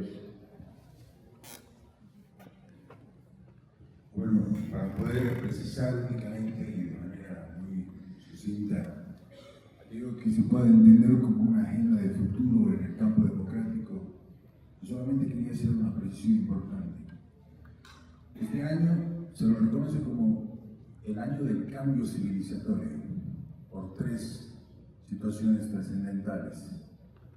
La primera es el auge del conflicto bélico mundial, porque no se entiende todavía de qué forma esos conflictos se van a resolver y cuál va a ser la inmediata consecuencia a nivel global. La segunda es el auge de la inteligencia artificial. Y la tercera es también el auge del cambio del sistema financiero digital. Son 3 elementos que a nivel local, hablando de Bolivia, nos tienen que llevar a reflexionar sobre la manera en la cual nosotros nos vamos a enfrentar. Primero por nuestras limitaciones en educación, en recursos humanos y también una limitación sustancial en el ámbito regulatorio, porque los políticos hoy en día se concentran obviamente en lo que llama la atención de mayor importancia, el tema económico, pero no se hablan de estos puntos.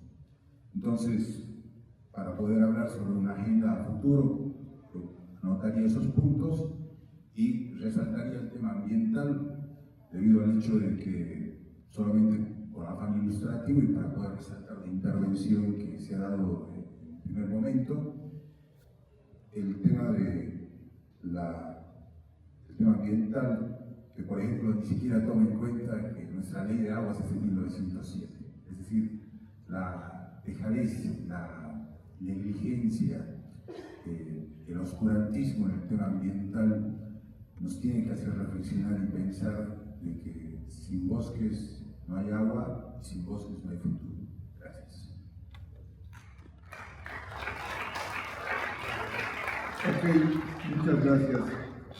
Fernando, tus reacciones a estos tres comentarios y después pasamos a una suerte de resumen. Bueno, muchas gracias.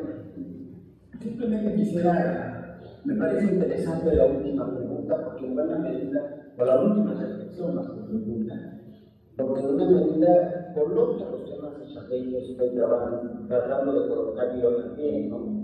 Estamos viviendo un momento de inflexión histórica global.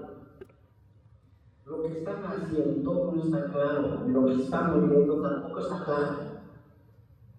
Por eso tenemos que marchar en el mundo. Lo que se está votando no está claro y lo que están haciendo tampoco está claro. Y eso tiene que ver con el mercado, con el Estado, con las tecnológicas, con la sociedad digital, con lo que se ha mencionado acá. Hay un momento de cambio global, pero todavía no se ha construido esto, un nuevo cambio global. Está en pleno proceso de inflexión histórica. Y eso va a afectar totalmente a todos los países. Y estos temas que han mencionado son estos.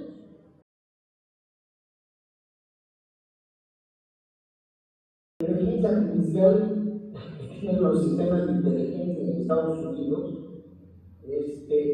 según el libro de la Sociedad Digital de publicar en inglés de García, tienen 9 canchas de fútbol y sus edificios donde la inteligencia artificial procesa los sistemas de inteligencia, donde hay un servicio de inteligencia autónomo en Estados Unidos, incluso respecto al poder presidencial que toma decisiones.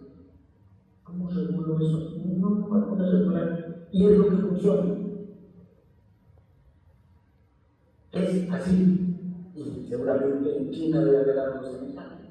¿Cómo se decide cuándo explota el litio, cuándo no explota el litio? Más allá de lo que diga Oriente y Occidente,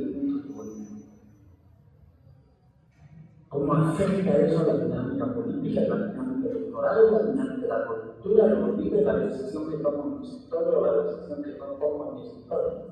Hay un cambio global que tiene estas consecuencias y que está asociado con la inteligencia artificial y estas guerras y todas las consecuencias ecológicas que se han mencionado. No puedo decir es así.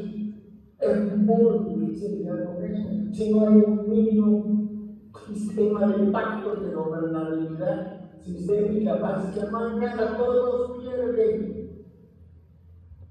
Sea con el turismo, sea los bancos. Acabo de estudiarlo, de hacer un estudio, o más bien seguir los estudios que han hecho sobre el turismo en República Dominicana. Es complicadísimo. O seminario que estuve en México sobre las inversiones en las costas más caras de México, 15.000 millones de dólares. Entonces, la relación entre el poder y la proporcionalidad es muy grande, por lo tanto, lo que se tiene que pensar, insisto, es una gobernabilidad sistémica básica, mínima, que no sea que limite la autodestrucción.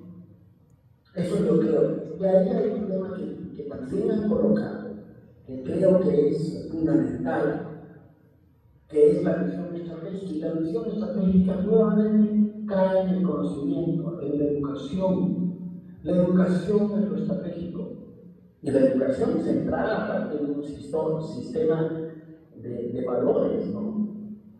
La educación necesita desarrollar capacidades básicas de abstracción, una abstracción entre los jóvenes y estudiantes, pues no hay el desarrollo de nada, de intercambio, de operaciones aritméticas básicas asociadas con valores, donde lo importante es el saber hacer más que el saber mismo. Los códigos asociados con valores son las claves del futuro. Y eso es lo que va a dar competitividad. Eso es lo que logró el gran nivel del sudeste asiático. Los códigos, por el otro lado, del informacionalismo de esta sociedad digital, ¿no? ¿Cómo desarrollamos habilidades para comunicar, mezclar, combinar información sobre la base de un lenguaje común, desde lo local a lo global y viceversa? Habilidades para desplazarse por las múltiples formas de comunicación asociadas a la creación de hipertextos interactivos, intermodales de inteligencia artificial. Pero ¿qué pasa con la educación? No vamos a disfrutar nada de así, muchas de las cosas que tengan parte, no tengo una educación básica que combine estos códigos informacionales con estos códigos de educación básica. Si no tenemos gente que salga a los colegios y que tengan esa capacidad de atracción de valores, de intercambio, de operaciones básicas, pues no va a resultar nada en el largo plazo. Y ese es otro acuerdo estratégico. ¿Cómo hacemos que la educación sea number one? No el litio, la educación, el litio para la educación. Entonces, ¿cómo hacemos que haya tanto que lo que se gane en con cualquier otra cosa, el café, para el turismo, vaya a la educación? Porque eso es lo estratégico. Lo que va a salvar a Bolivia es esto, la América Latina. Si no tengo desarrollado educación, conocimiento, tecnología, pues no da. Y eso tengo que empezar a hacerlo. Ya no lo hemos hecho. Ha aumentado números y porcentajes, pero ¿cuánto ha aumentado la calidad de la capacidad de la educación? Y lo mismo pasa en las universidades. Yo he dado clases todo el año pasado en las universidades de San Andrés en doctorado. Muchas me han sorprendido la calidad de los estudiantes. Un estudiante me ha hecho un trabajo final que nosotros habíamos trabajado años en Naciones Unidas, un año en Naciones Unidas, y uno hizo como su examen final construyendo estadística, no voy a hablar de qué era del conflicto social, extraordinaria. O sea, hay capacidades para vincular. ¿Cómo integro? ¿Cómo fortalezco? No es que no hay nada. ¿Cómo hago eso? ¿Cómo vuelvo a la educación como el eje del futuro? Que pensar en el futuro, que es la educación, no sirve. Y la educación tiene que partir de esos valores básicos que he dicho de la dignidad de los derechos humanos y que tienen que tener estas capacidades de expansión tecnológica y de tecnología digital. Eso es lo más importante para el futuro. Lo otro, también hay un problema, pero lo otro pasa por la gobernanza sistémica. Si no hago acuerdos mínimos para funcionar, pues no va a funcionar nada. Y eso es como cualquier otra parte, porque ahora estoy viendo los vídeos que hay en Cataluña con la contaminación, son iguales o peores que los de Santa Cruz. Entonces,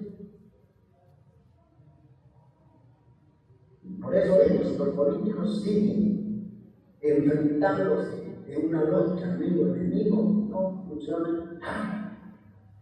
Y ellos mismos se van a atrasar, ya se han atrasado a la historia, como excepciones contables felizmente. Pero nuevamente, ahí está la educación y ahí lo local, la participación popular en lo local puede un rol estratégico.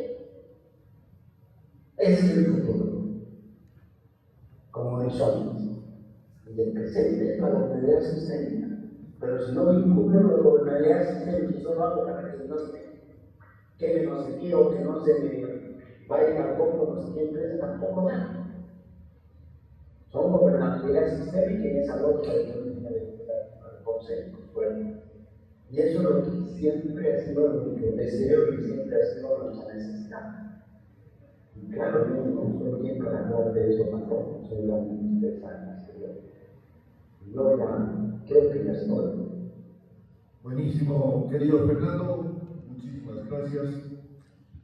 Bueno, a tratar y a modo de hacer un resumen y tratar de resumir en 5 puntos todo lo que has hablado vos y los colegas. Podríamos decir que una agenda del futuro tendría que tener primero que Estado y mercado que construyan lo público con el límite ético de derechos humanos, dignidad humana y conservación de bienes ecosistémicos. 2. Entender que no somos islas y cualquier proyecto de futuro debe contemplar los contextos locales, regionales y globales. No podemos incidir solos desde lo local si no somos parte de los debates y agendas regionales y globales. 3. La nueva realidad de la sociedad en red, que impacte la política, en la democracia, en la que tenemos que trabajar como proyecto estratégico los temas de inteligencia artificial, de educación con valores y la digitalización. 4. Irrumpe un nuevo orden mundial, una alianza entre el capital financiero, corporaciones tecnológicas y ciertas potencias globales en la que empieza a tener un debilitamiento del multilateralismo para la irrupción del proteccionismo, temas identitarios que empiezan a impactar en las relaciones entre los países. Y finalmente 5, puentes y no muros. O sea, sin pacto no hay futuro. Gobernabilidades sistémicas que sean capaces de crear condiciones para convivencias pacíficas, para proyectos de desarrollo en la que seamos capaces de convivir en paz. Eso sería, no sé si querías, Fernando, agregar algo más, pero en todo caso agradecerte infinitamente tu tiempo, tu generosidad como siempre, y espero que podamos repetir esas viejas tertulias cuando ustedes de vuelta por el sur. Un abrazo grande y te damos la última palabra de despedida, querido Fernando.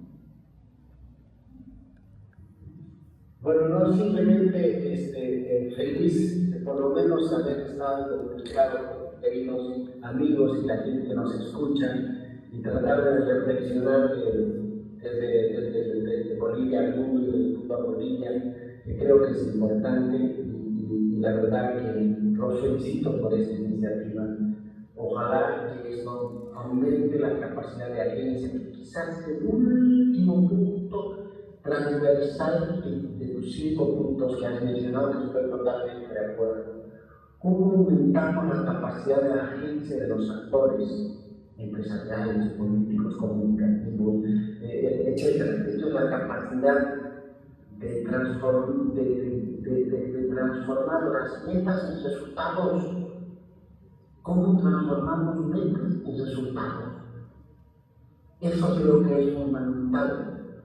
Y ahí nuevamente la educación tiene un papel fundamental, pero es clave aumentar la capacidad de agencia de desarrollo para enfrentar estos problemas que tú has subrayado y colocado como tiempo. Por lo demás, les deseo lo mejor y siempre manden conmigo. Muchas gracias. Mil gracias, Fernando. Mil gracias a todos los que han participado esta mañana en esta intensa mesa de trabajo. Es el inicio de lo que vamos a ir construyendo como una agenda de futuro para proponerle al país, ¿sí? Tenemos esta tarde otra mesa de trabajo. Habíamos dicho que iba a ser como ayer en la tarde en el auditorio, donde obviamente se da más para las mesas de trabajo. En cambio aquí es un poco más complicado, pero tenemos la buena noticia es que va a participar en la mesa de trabajo de esta tarde Guido Giraldi. Entonces la vamos a tener que hacer nomás aquí, a pesar de la incomodidad de no poder desarrollar adecuadamente la mesa, pero bueno, tenerlo aquí también va a ser importante, ¿no? Entonces, esta tarde trabajamos de nuevo aquí, ¿sí? Y en la noche, bueno, como anoche ya hacemos el tema de las exposiciones, vamos a tener ahí también una metodología muy interesante, muy bonita, así que esperamos que esta noche de nuevo esté lleno el ambiente. No sé, algo más que... Perdón, sí, yo, bueno, agradecer profundamente a Iván, Gabriel, por el trabajo que han hecho en la mesa, a ustedes, a Fernando, por la exposición que nos ha brindado. Y simplemente yo acotaría, he ido tomando apuntes de todo lo que he ido saliendo aquí. En esta síntesis tan interesante que plantea Gabriel, acotaría 3 puntos más. Primero, lo que decía muy bien Fernando, la agenda de futuro tiene que mirar el corto, el mediano y el largo plazo. Mirar el corto plazo implica buscar mantener un mínimo de gobernabilidad sistémica, unos acuerdos mínimos para lo inmediato, ¿verdad? Segundo, creo que he hecho bastante énfasis y lo han dicho aquí también, que la educación es una de las claves. Entonces yo creo que hay que incluir en los puntos que ha planteado Gabriel la educación como estratégico, o sea, transformar la educación, ¿verdad? Y finalmente algo que decía Pati muy bien, que va en esta lógica de salir del extractivismo. Una de las alternativas es la economía naranja, el turismo, ¿verdad? Entonces, yo creo que esta base de agenda del futuro debe también plantear un punto ligado a esto de salir del extractivismo a través de estas alternativas de diversificación de la economía, como la economía naranja, el turismo, etc., ¿no? Eso, ¿no? Y muchísimas gracias. Sí, Carlos Hugo, por favor.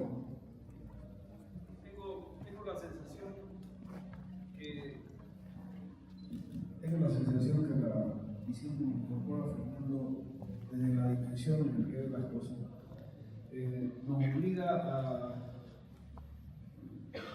buscar una sencillez mayor en el tema de las listas y de las tareas pendientes, porque habrá que reconocer que hay cosas de todo lo que se ha hecho en lo que no vamos a poder ser nada más que espectadores silenciosos, que van a producir fuera de nuestro ámbito de nuestras capacidades. Pero hay otras que son imprescindibles y son tan sencillas, aparentemente, que por eso no le damos el valor que tienen. Yo, de lo dicho hasta ahora, si le pusiéramos un énfasis, pero radical al tema de la educación, creo que Fernando ha sido clarísimo. Y eso sí está en manos nuestras. Estas 3 rectores presentes acá demuestran que alguna preocupación existe. Entonces, el tema de la educación es uno. El otro es el tema ambiental. Creo que nos han lacerado a todos los jugadores de Fernando. Esto no funciona, no va, esto se acabó. Esa ha sido su expresión. Entonces, todas las elucubraciones que hagamos de desarrollo del mundo, que tenemos derecho a hacerlas porque somos parte de él, debe tener una correlación, un correlato con temas muy puntuales y concretos de lo que está en manos nuestras. Que se queme como se ha quemado el año pasado una extensión mayor que la del Uruguay. A ver, ¿qué carajo significa eso? Y eso no podemos esperar que la orden, que la instrucción, que el mandato venga de fuera, eso es aquí. Y el tercer elemento que me sale, pero clarísimo, es el tema de la inteligencia artificial y cómo la vamos a usar o cómo la vamos a administrar. Son más los temas, evidentemente, y todos van a ser buenos. Creo que nuestro esfuerzo, querido compañero, va a estar en tratar de simplificar, no por simplificar, sino por hacer más fácil el asumir responsabilidades sobre las que podemos actuar. Gracias. Yo ahí quería complementar, antes vamos a hacer una rondita, creo que hay unas 3 por lo menos más. Quería acotar a todo lo que se está diciendo, creo que se está generando desde las universidades algo que se está llamando responsabilidad social territorial. Es un avance de la vieja responsabilidad social empresarial que se ha ido diluyendo y ahora hay una nueva propuesta teórica que es la responsabilidad social territorial, que es que todos los actores del territorio empiecen a ser responsables del mismo y a partir de eso ir generando propuestas en todo sentido y responsabilidades y acciones desde lo local hacia lo nacional e internacional. Creo que hay que profundizarla más y creo que por ahí va también una línea de acción. Muy rápidamente, por favor, 3 una rondita de 3 más, pero así muy puntuales, por favor. ¿Sí? 1, 2, 3. Ahí está. Solamente tengo la impresión que nos falta, todo eso que se ha planteado es muy interesante, hay que tenerlo en cuenta. A mí me falta cómo aterrizamos eso en Tarija, en lo concreto, en lo sencillo. ¿Cómo hacemos Agenda Futuro para Tarija? Me parece que eso es clave que nos falta. De lo contrario, son postulados muy interesantes, pero nuestra vida, como Tarija pudiera ser un ejemplo al país, al mundo. Creo que ese trabajo nos falta, nos falta hacerlo como diálogo para el futuro, como Tarija. Bueno, hemos avanzado, ¿no es cierto, Chefe? Ya tenemos una agenda del futuro que nos trabajamos más de 400 personas. Pero bueno, aquí va y después allá, por favor. Sí, gracias, Chefe, por la precisión. Bueno, argumentar un poquito en el tema de lo tecnológico y demás, y para aportar justamente aquí las preocupaciones del licenciado Chefe, yo creo que una mirada a una Tarija del futuro sería con la implementación de políticas, en este caso neodesarrollistas con innovación tecnológica. ¿A qué me refiero con eso? A poder incentivar e impulsar justamente lo que es la innovación y la tecnología de la mano con la educación, como nos dijo justamente en la conferencia acá. De esa manera podemos tener un impacto real en el apoyo dentro de lo que es la tecnología y al mismo tiempo el apartado académico, porque la educación es algo fundamental. Y ya lo hemos ido haciendo de forma superficial a través de la adopción de la inteligencia artificial. Ayer justamente Hugo comentaba, ¿qué hacemos con la inteligencia artificial? ¿Qué es? La respuesta es sencilla, es una herramienta que nosotros tenemos que comenzar a adoptar e implementar en todas las áreas. Entonces necesitamos políticas que justamente nos permitan impulsar la innovación acá en nuestro departamento y que sea vinculada con la educación. Porque de esa manera Tarija podría ser en este caso un departamento modelo para los demás departamentos en cómo ven la inteligencia artificial, no como una amenaza, sino como una herramienta de nuestro día a día y que si es bien utilizada podemos justamente aportar de manera muy grande en la educación para poder hacer que sea igualitaria. Simplemente eso. Gracias. Bueno, muy buenos días. La verdad es una perspectiva de la juventud, puedo decir que no hay un futuro cuando la juventud es protagonista. Vivimos un momento crítico donde la juventud no ha sido escuchada y sobre todo no tiene esa esencia. La verdad es la perspectiva ha creado la oportunidad de reivindicar el tema del liderazgo juvenil, reafirmar los derechos democráticos de los jóvenes y la participación ciudadana. Sobre todo, la juventud juega un papel importante no solamente para Bolivia, sino a nivel internacional. La verdad, de una perspectiva más humanista, Bolivia, hoy más de 20 años, la juventud no ha sido escuchada por un gobierno muy cerrado en la ideología de izquierda.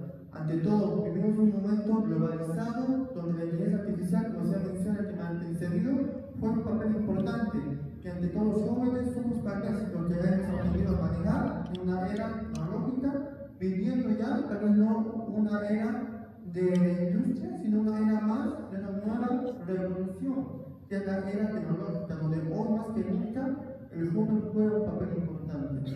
En la política internacional, como en la diplomacia internacional, jóvenes han participado hace apenas un mes en lo que es el Eco Forum 2025 y en la agenda del futuro de las Naciones Unidas, donde se ha visto que los jóvenes juegan y sobre todo son parte de un papel importante. Ante todo, creo que hacemos un llamado a los actuales candidatos a la presidencia a tomar en cuenta la voz de la juventud tarijeña, de la juventud boliviana y a exigirles en gran manera unidad y un diálogo democrático. No podemos, como jóvenes tarijeños bolivianos, quedar aparte a la esencia de la política actual. No nos olvidamos que somos el 68% del poder votante. Por lo tanto, somos el futuro de Bolivia y reafirmar y reorganizarnos como jóvenes líderes y políticos es el futuro de Bolivia y esperamos a las autoridades presentes en este foro donde la democracia y el futuro van de la mano, poder trabajar al fortalecimiento de los derechos humanos. Muchas gracias. Bueno, perfecto. Ahora sí, con eso concluimos con la voz de la juventud, concluimos esta jornada. Recordarles, 3 de la tarde, de nuevo aquí, ¿sí? Por favor, de nuevo aquí, y en la noche, a las 7 de la noche, aquí también, ¿sí? Bueno, mil gracias por su presencia.